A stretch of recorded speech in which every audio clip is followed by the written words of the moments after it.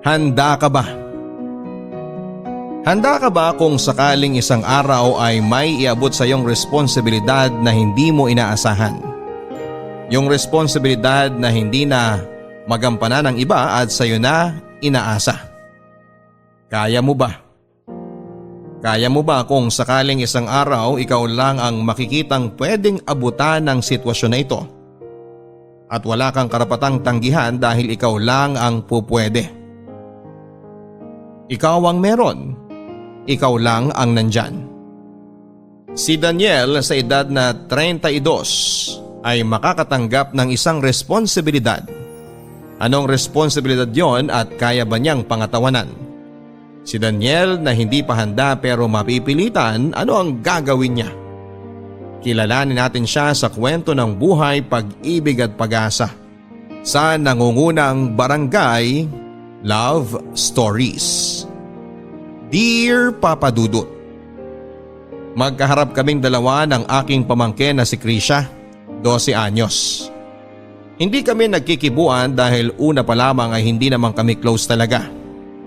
Si Krisha ay anak ng yumao kong kapatid na si Carmela. Si Krisha na mula nung araw na yon ay ako na ang mag-aalaga, magpapakain at magpapaaral. Wala akong ibang choice, ako lang ang kapatid ni Carmela.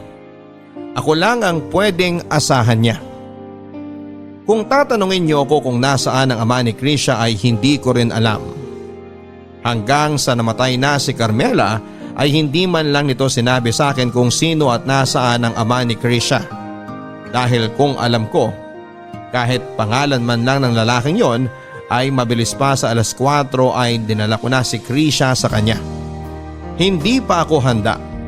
O mas magandang sabihin hindi ako handa at kailanman ay hindi ako magiging handa na akuin ang responsibilidad na sana ay ginagawa ng kanyang totoong ama, pero may choice pa ba ako?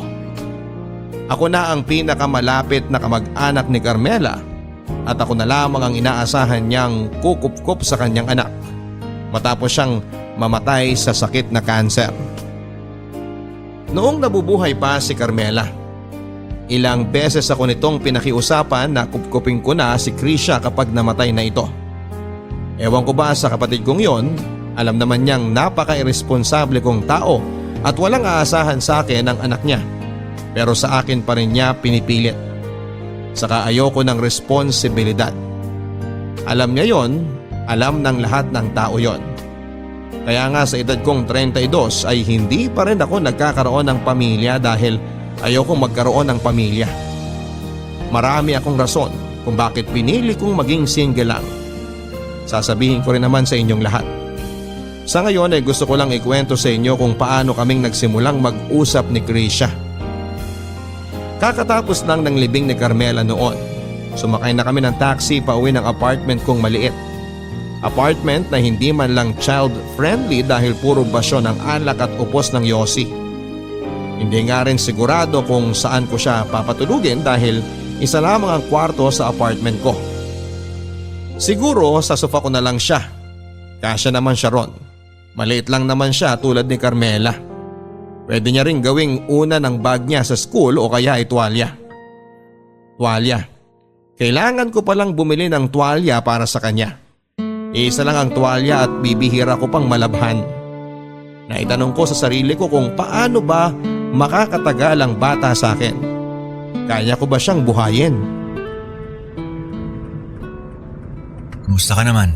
Okay lang naman po. Kung gusto mong dalawin ang puntod ng nanay mo, sabihin mo lang sa akin kung kailan para maayos kong schedule ko. Hindi po muna siguro. Okay. Ano bang mga kinakain mo? Kahit ano po. Ano ba mga niluluto sa'yo ni Carmela noon? Kahit ano po. Naipagluto ka na ba niya ng calamares, crispy pata, sizzling sisig, chicharong bulaklak, isaw, Betamax, sizzling spicy hotdog?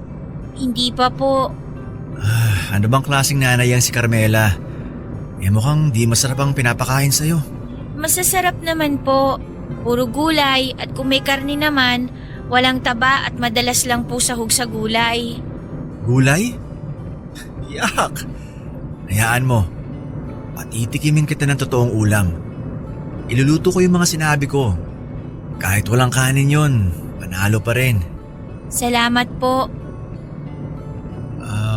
May TV ako sa bahay at mabilis ang internet. Yun lang ang pwede kong ipagmalaki sa'yo.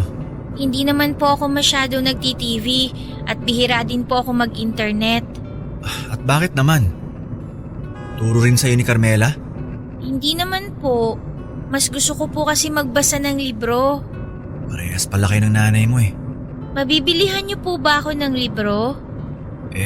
Tingnan natin pero kung sakali, magtiis ka na lang sa mga napapanood sa YouTube. Maraming vloggers doon na may enjoy mo. Pero kasi po, hindi ko po hilig yun eh. Kailangan mo makahiligan yon dahil wala kang ibang choice. Kung libro ang gusto mo, di ko rin maibibigay sa'yo yun. Una, wala akong alam sa mga libro. Pangalawa, walang espasyo sa bahay para paglagyan ng libro mo. Naiintindihan mo? Opo.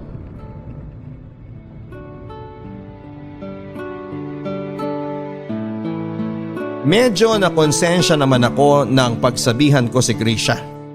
Nakita ko ang lungkot sa mga mata nito. Ganon na ganon si Carmela noong mga bata pa lamang kami kapag hindi siya nabibilhan ng mga libro ng magulang namin. Parehas na parehas silang mag-ina. Mahilig sa libro. Kaya siguro ang kakapal ng lens ng mga salamin nila sa kakabasa. Hindi na kami nagimikan pa hanggang sa makarating na kami sa bahay. Hindi pa ako nakalinis noon at alam kong hindi niya nagustuhan ang amoy ng bahay. Amoy kumupas na usok ng yosi, amoy chiko, amoy ewan. Amoy binatang iresponsable.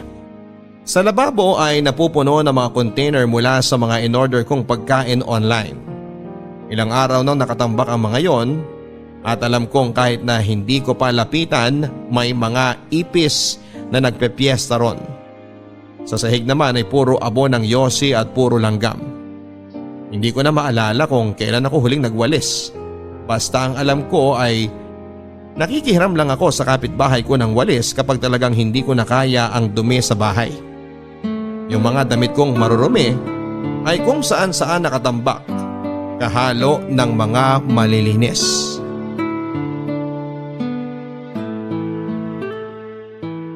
Sa kaliwa yung banyo.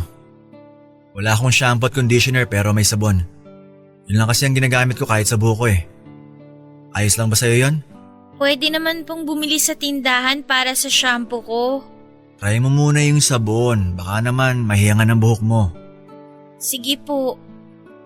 Di ko sigurado kung may gas pa yung tangke ng LPG pero pwede namang umorder na lang tayo ng makakain mamaya.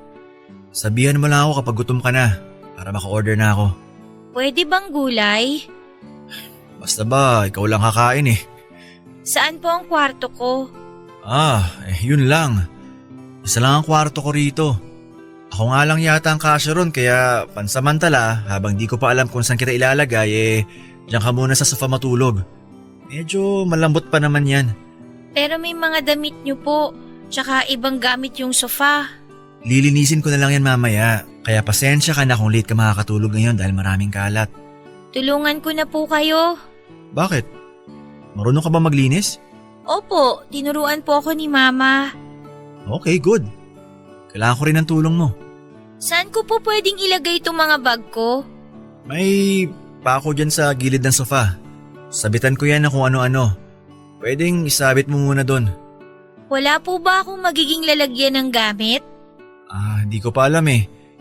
Sa ngayon, isabit mo muna dyan. Kunin ko na lang po kaya yung cabinet sa dati naming bahay ni Mama.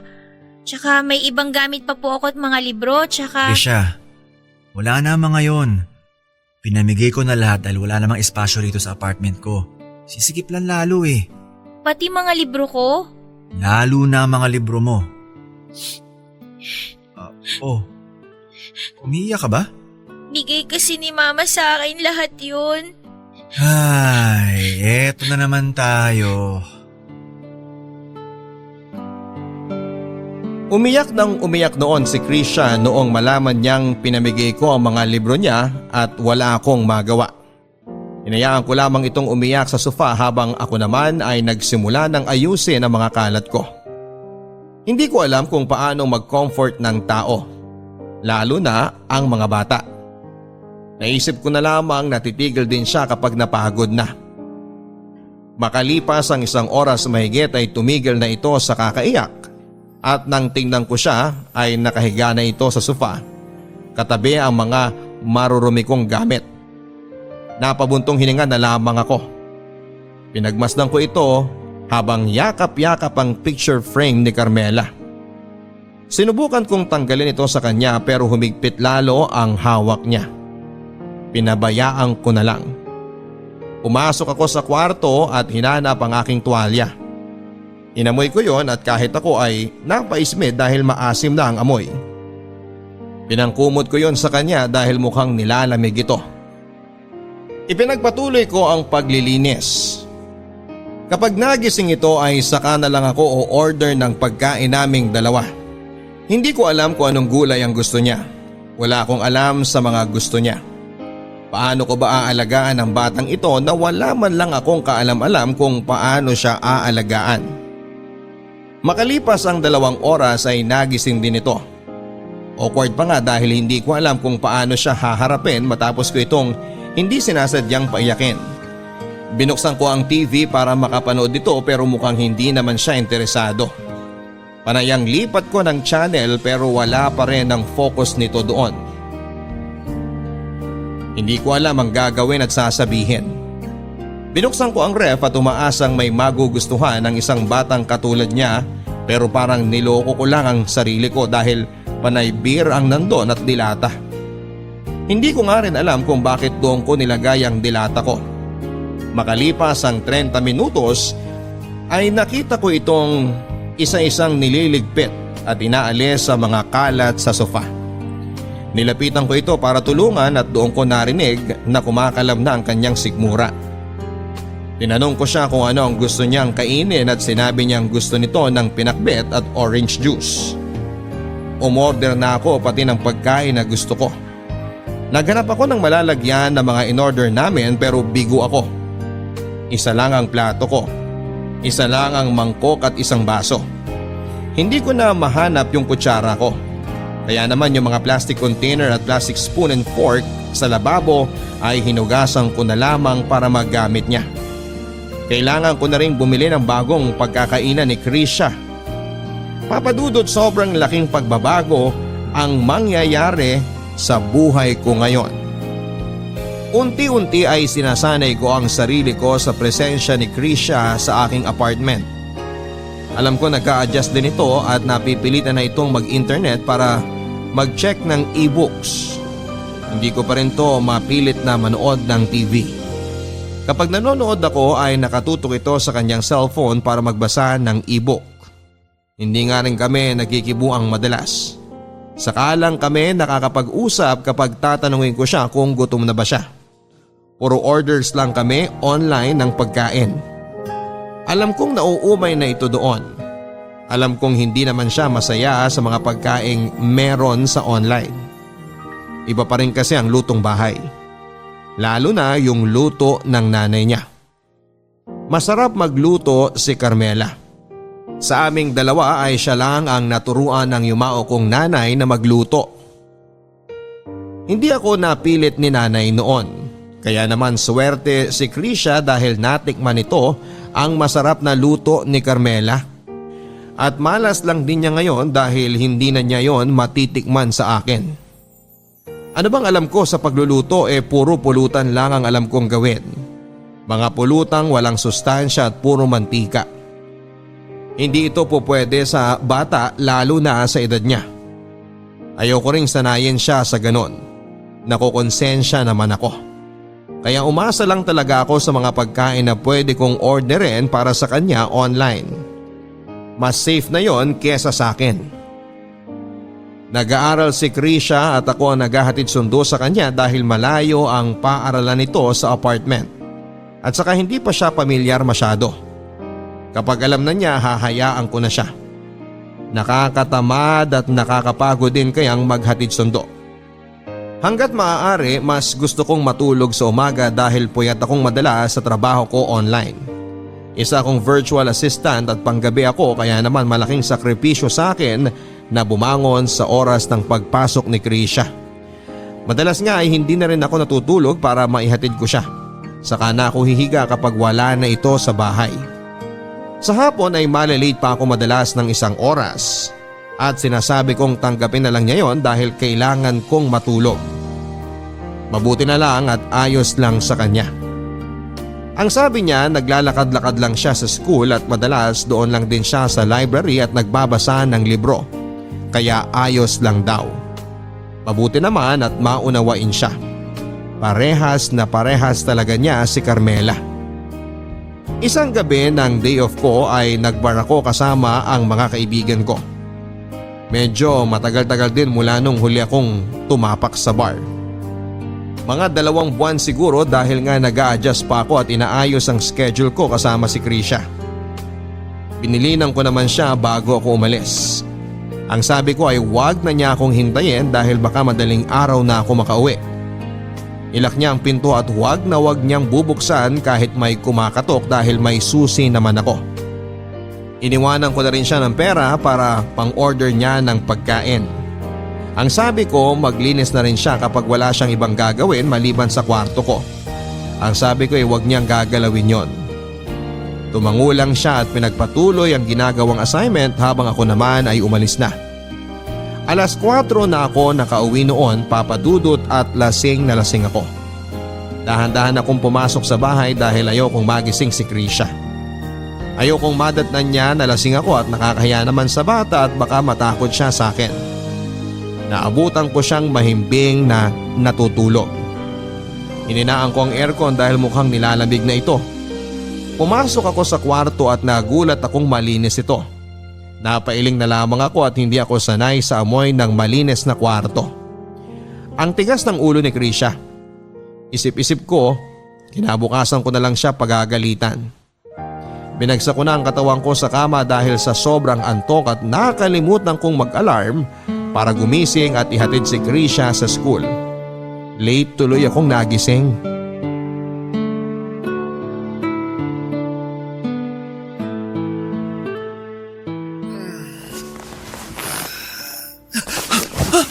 Anong oras na? Leche naman oh! Krisha! Krisha, mag-ready ka na dyan at… Good morning po, Tito Daniel. Nagluto ka? Opo, nakakain na rin po ako. Anong niluto mo? Itlog po at luncheon meat. Yan lang po ang nabili ko sa tindahan eh. Nabilhan ko na rin po kayo ng kape. Magkape na po muna kayo para mawala po yung hangover nyo. Hindi, okay na ako. Nakakain ka na naman, di ba? Tara na, ihatid na kita. Kumain po muna kayo. May tinira po akong pagkain para sa inyo. Teka nga. Saan ka ba kumuha ng pera pambili dyan? Sapat lang yung binigay ko sa'yo para sa pagkain mo kagabi. Mura lang po yung in-order ko kagabi, Tito. Kaya may natira pa akong pambili ng mga yan. Yung kanin. Paano ka nakapagsaing? Wala naman akong kaldero. Bumili po ako dyan sa karinderya sa gilid natin. Ha? May karinderya sa gilid natin? Opo, 2 magkatabi po tsaka yung isa kaharap. Kung saan-saan ka nakakarating na bata ka ha? Kumain na po muna kayo. Mamaya na. Ihatid muna kita. Kakain po kayo ah. Oo. Tara na, dali.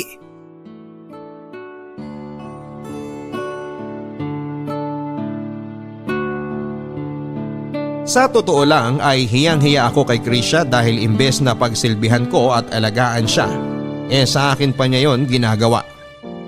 Napalaking mabuti at tama ni Carmela ang anak niya. Hindi ko alam kung paano siya sasabayan sa maturity niya. Nakakahiya talaga. Ako itong mas nakakatanda sa kanya, ako pa yung alagain. Hindi ito ang unang beses na pinagsilbihan niya ako. Lagi niya yung ginagawa at mula nung nadiscover niya ang karinderya malapit sa amin ay namimilit na ito na doon na lang daw kami bumili ng pagkain para hindi sayang ang pera sa delivery charge. Baka kapili pa raw kami ng maayos. Siya madalas ang bumibili. Gustong-gusto naman ito pero madalas ay puro gulay ang kinukuha niya at wala akong karapatang magreklamo dahil healthy naman yon. Hanggang sa nasanay na lang ang katawan ko sa gulay. Maganda rin pala sa pakiramdam. Lumiit pa ang aking tiyan. Nang tumagal ay mas kilala na rin siya ng mga kapitbahay ko kesa sa akin. Aliw na aliw sila sa kanya na kailanman ay hindi nila ginawa sa akin. Yung walis na dati hinihiram ko lang ngayon ay sa amin na raw. Binigay na ng kapitbahay sa amin dahil naawa ito kay Krisha. Binigyan din siya ng sarili nitong plato, mangkok, baso, kutsara at tinidor. Binigay na rin sa kanya ang isang maliit na kaldero para may mapagsaingan daw ito. Grabe itong batang ito. Ang daming nakuha at napakinabangan sa kapitbahay. Samantalang ako ay iniismeran nila kapag hihiram ako ng walis. Nagmukha na ring bahay ang apartment ko na dati ay mukhang beer house sa dami ng alak. Ngayon ay unti-unti ay nagkakaroon ng laman ng ref bukod sa beer. May mga naka-tetra pack juice, ito ang binibili niya sa tindahan para baon. May mga biskwit din itong binibili na nilagay niya sa ref. Sabi nga niya mas gusto raw niya na malamig ang biskwit. Nahayaan ko lang siyang gawin ang gusto niya basta wag niya lang akong istorbohin sa ginagawa ko, lalo na kapag nanonood ako ng TV. Ayaw na ayaw ko yon hanggang isang araw.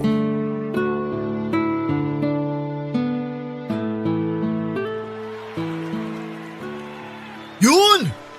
Yun! Anak ng… Tito? Mamaya na. Tito? Kung kailangan mo ng pera, kumuha ka dun sa bulsa ng pantalong ko. Ano ba klaseng pasa yun? Bobo mo! Tito? Ano? May itatanong lang po sana ako. Ano ba yung rule ko dito sa bahay? Huwag kayong istorbohin kapag nanonood kayo ng TV. Lalo na kapag… Basketball po. Oh, yun naman pala eh. Pero sabi niyo rin po, pwede ko kayong istorbohin kapag importante ang sasabihin. Bakit ko nasabi yun? Tito, may assignment po kasi ako. Math ba yan? Wala akong may tutulong sa'yo. Hindi po. Tito, kailangan ko po ng love story. Ang dami dyan sa internet, mag-browse ka lang. Tito, ang sabi love story daw ng mga magulang ko po. Hindi ko po kasi alam kung ano yung kwento ni na mama at nung tatay ko, kung sino man po siya. Di ba sa'yo nakwento ng nanay mo? Hindi po. Ayaw po niyang pag-usapan eh. Grabe talaga yung nanay mo. Ay, assignment ba talaga yan? Opo, ayan po yun. Patingin nga. Baka nagkakamali ka lang ng pag-intindi. Ay, Carmela, ano ba tong problemang iniwan mo sa akin? Ano bang alam ko sa kwento ni Carmela at ng tatay ni Krisha? Wala akong alam. Kahit konti. Tanging si Carmela lang ang nakakaalam nun. Tikom ang bibig niya tungkol sa isyu na yon. Basta ang naaalala ko lang ay isang araw ay lumapit na lamang ito sa akin at sinasabing buntis siya. Wala akong nakilalang boyfriend niya. Hindi na rin ako nag-usisa pa dahil kilala ko siya. Hindi ito mapipilit kahit ipitin mo pa ang ugat sa leeg niya. Tinulungan ko na lamang siya na magsimula ng mag-isa. Habang buntis ito ay nakatira siya sa akin para matulungan at maalalayan ko. Nang nakapanganak na siya matapos makahanap ng trabaho at matitirhan ay umalis na nito sa poder ko at kinayang mag-isa na buhayin si Krisha. Hindi na rin ito nagkaroon pa ng bagong karelasyon. Buong buhay niya ay inalay niya sa pagpapalaki sa anak niyang si Krisha. Hanggang isang araw ay nalaman nitong may cancer siya at nasa stage 4 na. Nang malala na ang sitwasyon niya, ay sa akin siya nakiusa para sa pag-ampon sa anak niya. Tinanong ko siyang muli tungkol sa ama ni Krisha. Pero hanggang sa huli ay tikom ang bibig niya. Wala akong alam, walang wala. Ano ang sasabihin ko kay Krisha?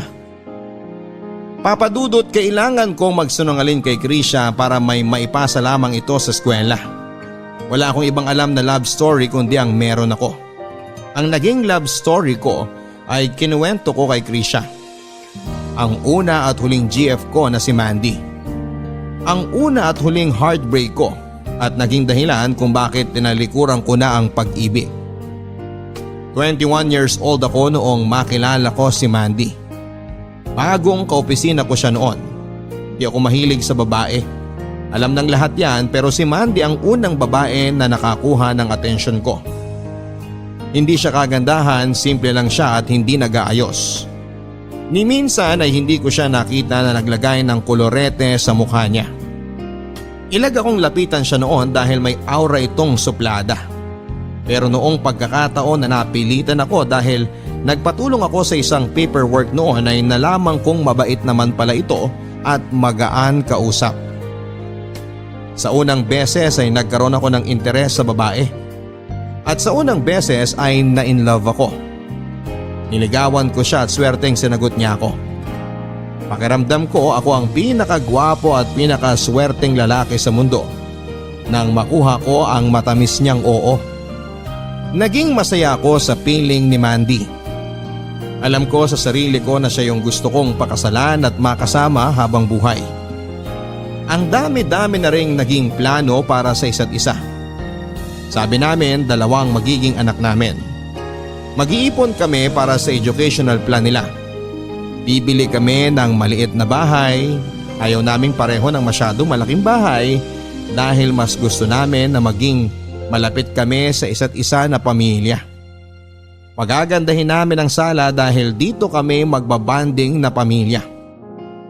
Ang dami naming plano, papadudot, dahil ganon kami kasigurado sa isa't isa. Pero hanggang plano lang pala ang lahat dahil isang araw, yung pag-ibig na natagpuan ko, kukunin din pala sa akin. Kukunin din pala sa akin ng iba. Isang araw, nag-file ng indefinite leave si Mandy sa opisina. Ang sabi niya ay kailangan daw niyang umuwi sa kanilang probinsya dahil malapit na raw mamatay ang kanyang lolo at hinahanap siya dahil siya ang paboritong apo. Pinilit kong sumama sa kanya para masuportahan siya sa panahon ng kanyang pagdadalamhati. Pero tumanggi siya. Iniintindi ko na lamang kahit na hindi niya ako binigyan ng sapat na rason kung bakit ayaw niyang samahan ko siya. Noong una, panay pa ang update niya sa akin kung ano ang nangyayari. Sabi niya lumalakas na raw ang lolo niya at masyado lang nagpanik ang mga kabahay nito. Mahaba pa raw ang buhay ng lolo niya. Tinatanong ko siya kung mapapaaga ba ang uwi nito pero hindi ang sinagot niya. Tinatanong ko rin siya kung kailan siya uuwi kung sakali pero hindi rin siya makasagot. Hinayaan ko na lamang muna siya dahil gusto ko rin naman na makapiling pa niya ang pamilya niya. Alam ko, papadudot, na madalas ay malungkot ito sa trabaho dahil hindi niya kasama ang pamilya niya. Kaya kung sakaling piliin niyang manatili muna roon ay naiintindihan ko. Isang bagay na pinagsisihan ko. Isang araw ay hindi na lamang nagparamdam si Mandy. Hindi ko na siya makontak. Nagtanong-tanong ako sa mga kakilala niya kung sakaling alam nilang probinsya ni Mandy para mapuntahan ko dahil nag-aalala na ako. Ang best friend niya ang nilapitan ko at mabuti na lamang ay alam nito. Nagpatulong ako sa direksyon at nakapunta nga ako. Noong nandun ako ay nagtanong-tanong ako kung saan ang bahay nila. Madali ko naman yung natuntun at nang makarating na ako doon ay nakita ko siya. Tuwang-tuwa ako pero hindi kami magkaparehas ng emosyon. Blanko ang mga mata nitong tumitingin sa akin at lumapit na parang hindi niya ako kilala. Na parang hindi niya ako karelasyon. Anong ginagawa mo rito? Ikaw, ano pang ginagawa mo rito? Hindi ka pa ba uuwi?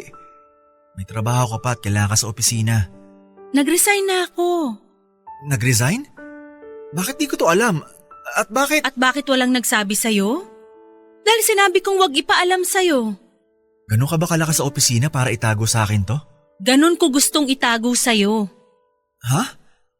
Bakit naman? Ay, umalis ka na, Daniel. Hindi ako aalis dito hanggat di mo sinasabi sa akin kung bakit isang araw di ka na lang nagparamdam at isang araw na wala ka na lang. Daniel, please. No, Mandy, ako dapat na magsabi niyan sa'yo. Please, sabihin mo kung anong nangyari. Bakit tayo nagkaganito? Anong ginawa ko? Daniel. Mandy, inaanap ka na ng anak mo. Ikaw lang ang makakapagpatahan sa kanya. Sige ma, papasok na po ako. Nga pala ma, si Daniel dati kong katrabaho. Magandang araw po. Magandang araw naman. Mandy, dalian mo dyan. Asikasuin mo ng anak mo. Opo ma, paalis na rin naman po si Daniel. Anak? Siya ang dahilan. Dahil may anak ka na? At asawa. Kailan pa? Bago ka pa dumating sa buhay ko. Ginawa mo akong kabit nang di ko alam! Daniel, huwag kang mag-iskandalo rito, please. Halika, dito tayo. Dito tayo banda mag-usap. Baka marinig nila tayo sa loob. Di ako mag-iskandalo. Huwag ka mag-alala. Salamat naman kung ganon. Please, umalis ka na.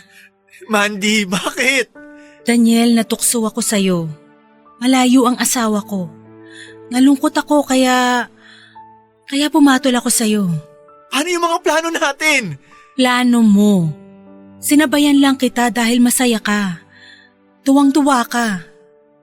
Hindi mo yun gusto? May pamilya na ako, Daniel. Hindi ko napapangarapin pa at paplanuhin bumuo ng ibang pamilya. Paano ako? Minahal mo ba ako? Sigurado ka bang gusto mong malaman ang sagot dyan?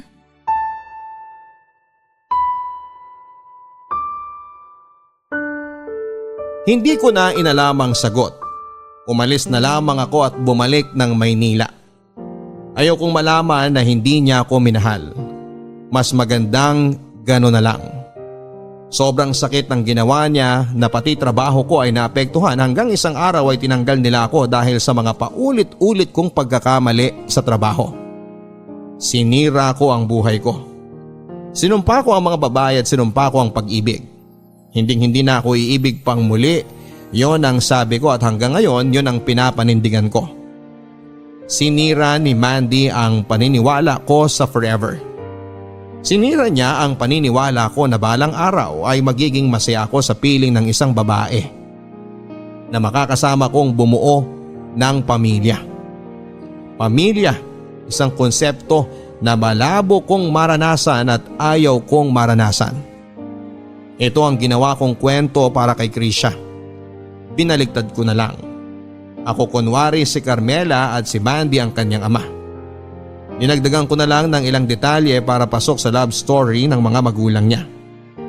Naniwala naman ito at tinanggap yon pero alam kong nasaktan siya sa mga narinig niyang kwento.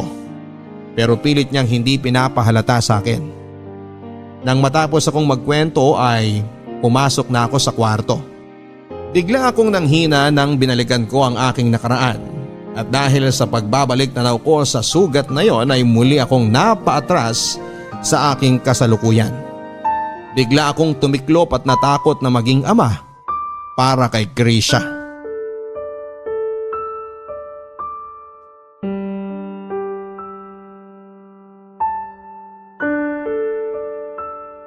Tito Daniel, paano po kaya kung sa linggo mag-grocery po tayo? Para saan? Para po may stock tayo rito. Tsaka mas makakatipid po tayo kaysa kung palagi tayong bumibili sa mga tindahan ng mga kailangan natin. Wala akong oras. Pwede naman po ako na lang. Magpapaturo na lang din po ako ng direksyon sa kapitbahay. Manghiistorbo ka pa talaga ng kapitbahay natin para dyan sa pag-grocery na yan? Ano na lang gusto mong isipin nila? Na pabaya ako? Hindi naman po sa… Alam mo, mula na dumating ka rito, ang dami-dami na nagbago. Akala mo ba natutuwa ako? Huwag mo akong masimulan dyan sa iyak mo ha. Di epekto sa akin yan. Hindi naman po ako umiiyak. Ako panlokohin mo. Namumula na yung mata mo. Natutubig na. Ano sa tingin mo nangyayari dyan? Ano yan? Gusto mong bumahing ganon? kung bakit kasi pinalaki kang mahina at balat sibuyas ni Carmela eh. Ako patuloy ang namumroblema sa'yo ngayon. Sorry po. Sorry po, Tito. At ngayon kukonsensyahin mo ako dyan sa pagsasorry mo? Di epekto sa akin yan. Dahil wala akong emosyon para tapatan yung nararamdaman mo. Di ako katulad ng nanay mo. Kaya wag mo akong astahan tulad ng ginagawa mo sa kanya, ha? Hindi ko po alam kung bakit bigla na lang kayong ganyan sa akin. Wala naman po akong... Tanggapin mo na lang na ganito ako. Na ganito ang buhay mo habang andito ka sa poder ko.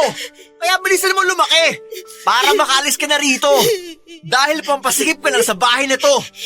Yang sofa, di ko na nauupuan dahil madalas andyan ka. Yang ref, wala na ako mapwesto ng alak ko.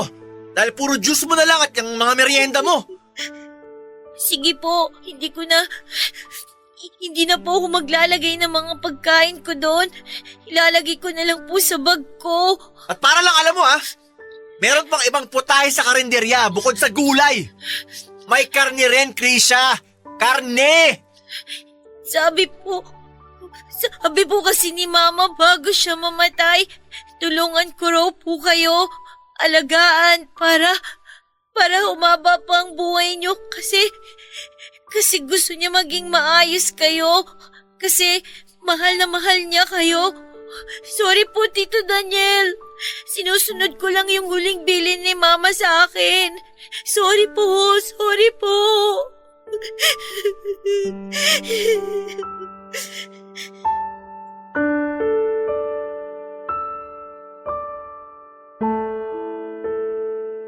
Para akong sinipa sa baga ng bitawan ni Krisha ang mga salitang yon. Sa aming dalawa ako ang inaalagaan niya. Mula sa paglilinis ng bahay at pagbili ng mga pagkain ay siya ang gumagawa. Mga bagay na dati ay ginagawa rin ni Carmela noong magkasama kami, lalo na noong mga panahong parehong namatay ang mga magulang namin. Wala kaming ibang maaasahan kundi ang isa't isa. Mas matanda ako kay Carmela pero mas inalagaan ako nito higit pa sa pag-aalaga ko sa kanya. At ngayong wala na siya, ay parang mas naiintindihan ko na, Papa Dudut, kung bakit sa akin niya iniwan si Krisha. Bakit parang iniwan niya sa akin ang anak niya hindi para alagaan ko ang bata, kundi para ako ang alagaan niya. Carmela, ano ba talaga ang plano mo sa aming dalawa? At dahil sa eksenang yon sa amin ni Krisha ay ginising ko na ang sarili ko. Oras na para may alalahanin akong iba bukod sa akin. At yon ay si Krisha. Oo, Papa Dudut, hindi ako handa sa biglaang responsibilidad na meron ako kay Krisha. Pero ginawa ko hindi dahil napilitan ako, kundi dahil gusto ko. Oo, gusto ko. Namulat ang mga mata ko sa katotohanan na hindi ko pwedeng ilagay ang sarili ko sa sobrang galit dahil sa nagawa sa akin ni Mandy sa nakaraan. Oras na para talikuran yon at maranasang buksan ang isipan ko sa konsepto ng pamilya. Pamilya na alam kong makukuha ko sa pagkupkup ko kay Krisha. Siya na lang ang pamilyang meron ako sa mundong ito at hindi ko hahayaang mawala ito. Unti-unti ay sinubukan kong maging ama kay Krisha at masaya akong tinutulungan niya. Naghanap kami ng laundry shop para sa mga damit namin. Nahihiya na rin ako sa kanya na siya ang madalas naglalaba ng mga damit namin, imbis na nilalaan niya lamang ang oras niya sa pag-aaral. Pero tungkol naman sa pag-aaral niya, ay sinikap kong tulungan siya tuwing gabi bago ako magsimulang magtrabaho. Yon ang nagiging bonding naming madalas na nauuwi rin sa tawanan dahil halatang nangangalawang na ako pagdating sa mga gawaing pangskwela. Nag-aral na rin ako magluto gamit ang internet para hindi mababad sa pagkain karinderya si Krisha. Alam kong nami-miss na niya ang mga luto ni Carmela at kahit na hindi naman ako ganong kagaling tulad ng kanyang ina, ay at least ay nasusubukan ko pa rin siyang ipaghanda. Alam kong palpak madalas ang luto ko pero nakakagaan ng loob kapag nagsisinungaling si Krisha at sinasabing masarap ang luto ko. Inaral ko ng husto ang pagluluto hanggang sa makuha ko ang tamang timpla sa mga putahing gulay na gusto niya. Oo, mas madalas na gulay sa bahay at aaminin kong masaya naman akong umiwas na sa sobrang karne. Sa simula ay naging mahirap yon talaga sa akin dahil iba pa rin ang karne.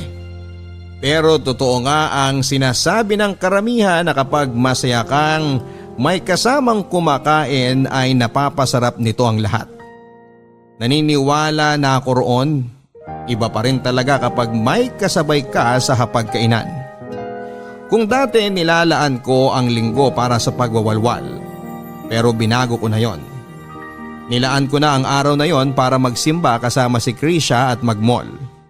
Kung dati ay napupunta sa alak ang pera ko, ngayon ay napupunta sa mga bagay na alam kong kailangan at mas magpapasaya kay Krisha. Isang araw ay naramdaman ko na lamang sa sarili ko na masaya ako tuwing nabibilhan ko si Krisha ng mga gusto niya. Mas inuuna ko na siya kaysa sa pansarili kong pangangailangan. Ganito ba ang pakiramdam ng isang magulang?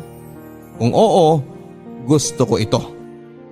Hindi ko inaakala o naisip na sa buhay kong ito ay meron akong pahahalagahan ng higit pa sa sarili ko. Hindi ko inaasahan na pagdating ni Krisha ay mababago ako. Hindi ko inakala na matatanggal ni Krisha yung takot ko na buksang muli ang puso ko na matagal ko nang sinara dahil sa galit at puot. Ngayon, naiintindihan ko na si Carmela kung bakit hindi na ito naghanap ng asawa at hinanap man lang ang ama ng anak niya. Naiintindihan ko na siya ngayon dahil si Krisha pa lamang ay sapat na. Hindi mo na kakailanganin pang humanap ng pagmamahal sa iba. Dahil yung ibinibigay pa lang ng bata ay kontento ka na. Tito Tatay? Oh, ano yun? Bakit hindi na po kayo nagkaroon ng girlfriend? Walang time eh. Yun po ba ang dahilan? Ikaw, ang dami mong tanong. Matulog ka na nga dyan at maaga pa tayong maghahanap ng bagong titirhan natin. Hindi ka na kasya sa sofa oh. Masyado ka nang humahaba. Isagutin niyo na po. Mukhang di mo ko titigilan sa forever mong tanong na yan ah. Hindi po talaga. Kailan po ba kayo last na in love? Tigilan mo ako dyan. Matulog ka na. Sige na po, please, Tito Tatay. Please. Ay, kapag sinagot ko ba yan, titigil ka na. Opo. At ikaw ang magtatapon ng basura bukas? Gusto niyo buong buwan pa eh. Mandy. Mandy? Mandy ang pangalan ng una at huli kong nakarelasyon. Ano po nangyari sa kanya? May pamilya na siya. Bago pa maging kami, meron na pala siyang sariling pamilya.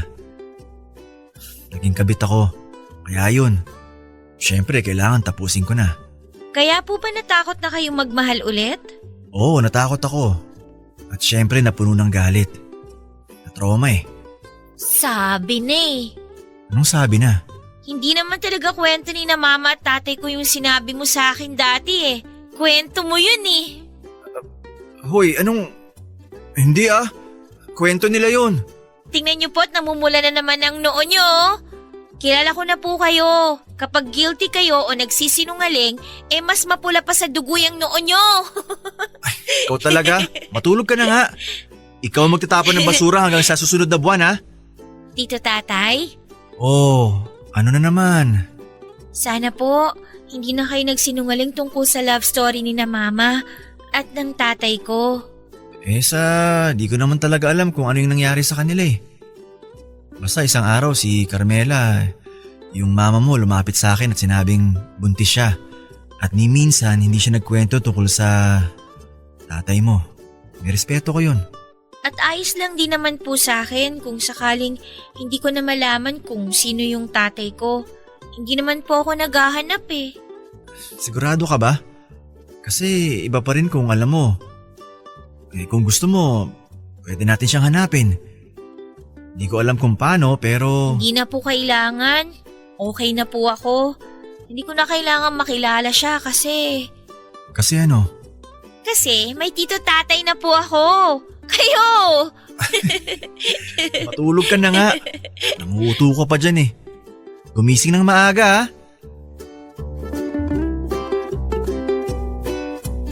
Hindi niyo alam kung gaano kasarap pakinggan yung mga salitang binitawan ni Krisha na yon. Ang sarap pala sa pakiramdam, Papa Dudut, na may tatawag sa iyong tatay kahit kasunod noon ay tito. Alam kong hindi ako ang totoong ama ni Krisha, pero ipaparanas ko sa kanya ang pakiramdam na merong ama. Matagal siyang walang naging ama at hindi ko hahayaang hindi niya yon maranasan. Hanggat kaya ko ay gagawin ko. Hanggat kaya ko ay magiging ama ako sa pamangking ko. Mabilis na lumipas ang mga araw, buwan at mga taon. Nag-focus ako sa pag-aalaga kay Krisha at wala pa rin akong karelasyon. Hindi dahil andun pa rin yung trauma ha, pero dahil masyado akong nag-i-enjoy na ibuhos ang atensyon at pagmamahal ko para kay Krisha. Kahit nga nagiging mapilit siya sa akin na maghanap na ako ng GF dahil sobrang lagpas ko na raw sa kalendaryo. Lagi ako nitong tinutokso pero hindi yon umeepekto sa akin.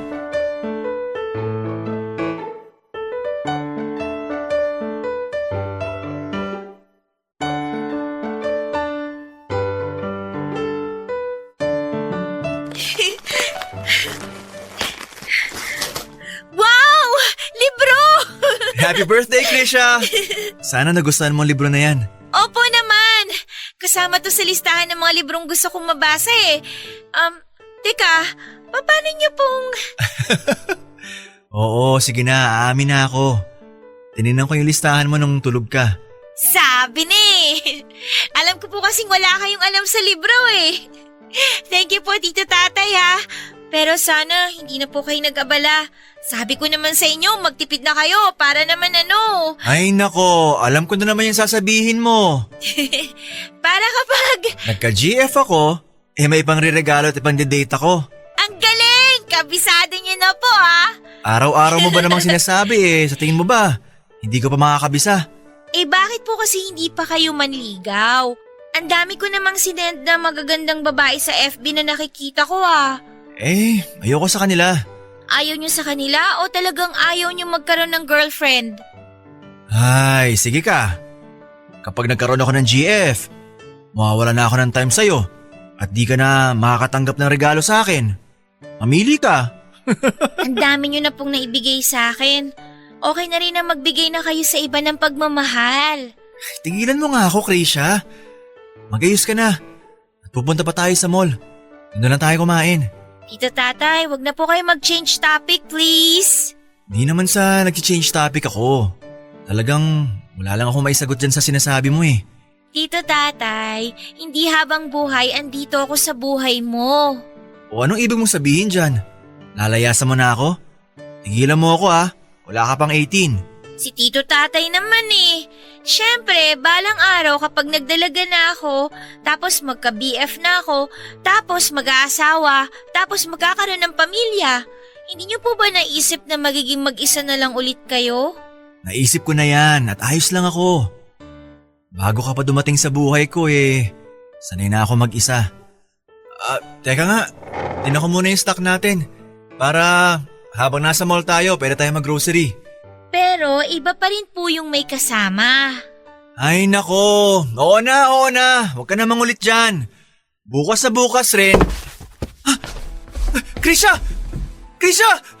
Diyos ko! Ano nangyari sa'yo? Krisha!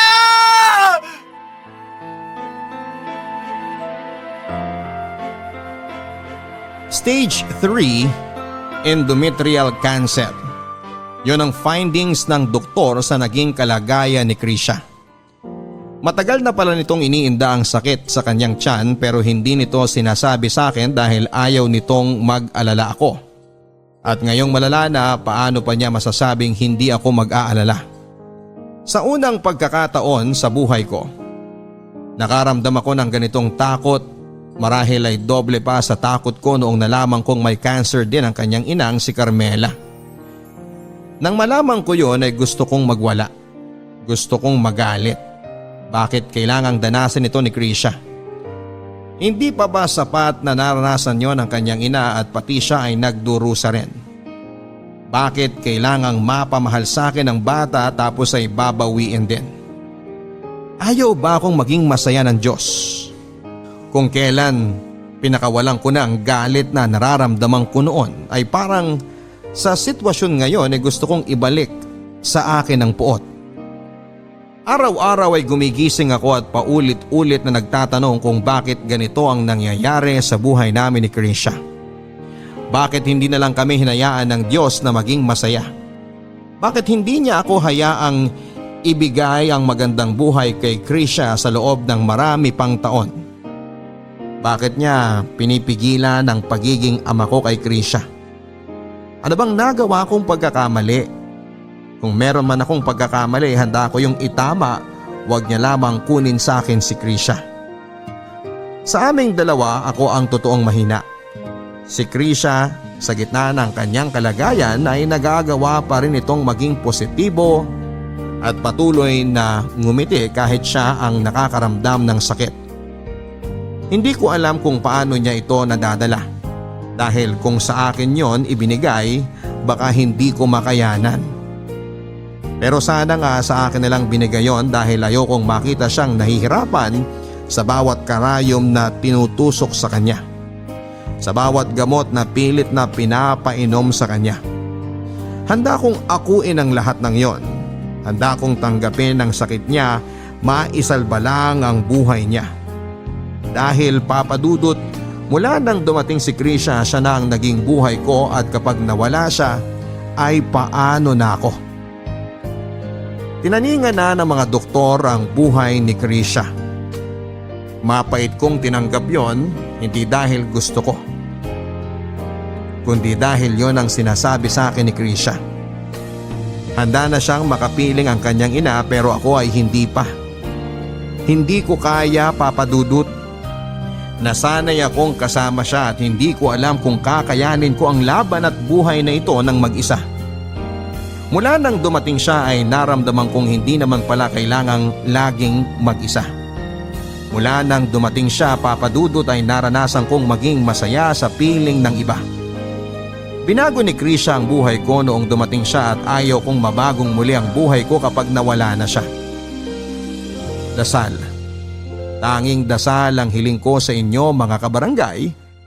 Baka sakaling makinig ang Diyos at hayaang makapiling ko ang pamangking ko, ang anak kong si Krisha. Lubos na nagpapasalamat, Daniel. Hindi matatawaran ang sakit na nararamdaman mo ngayon, Daniel. Alam ko yan. Alam ng lahat ng mga nakikinig sa iyo ngayon. Hindi namin alam kung paano mo nakakayanan yan araw-araw at hindi namin alam kung paano mo napapasan ng mabigat na pagsubok na yan at nagpapasalamat kami dahil hindi mo binitawan ang laban na yan para kay Krisha na tinuring mo ng sarili mong anak. Daniel, hiling at dasal namin na sana ay malampasan ninyong pareho ni Krisha ang pagsubok na ito. Ipinagdarasal namin na sana ay muli kayong magkasama ni Krisha hindi sa ospital, kundi sa mga laundry shop na madalas ninyong puntahan tuwing Sabado, sa simbahan at mall tuwing Linggo. Hiling namin na bumalik na sa dati ang buhay ninyo at hiling namin na sana ay makumpleto at mabili mo ang mga hinihiling niyang libro at sana ay andun pa rin siya para ibahagi sa iyo kung gaano kaganda ang mga yon. Hiling namin na humaba pa ang buhay ni Krisha at maging masaya kayong pareho. Hanggang sa dumating ang panahon na makahanap na siya ng kanyang magiging asawa na kasama niyang bubuo ng pamilya. Hiling namin yon, Daniel. Isasama namin kayo sa aming mga dasal mula ngayon hanggang sa muling paggaling ni Krisha. Hanggang sa muli, ako po si Papa Dudut sa mga kwento ng pag-ibig, buhay at pag-asa. Dito sa Barangay Love Stories number 1. Mga kwento ng pag-ibig, kwento ng pag-asa at mga kwento ng buhay dito sa Barangay Love Stories. Love Stories.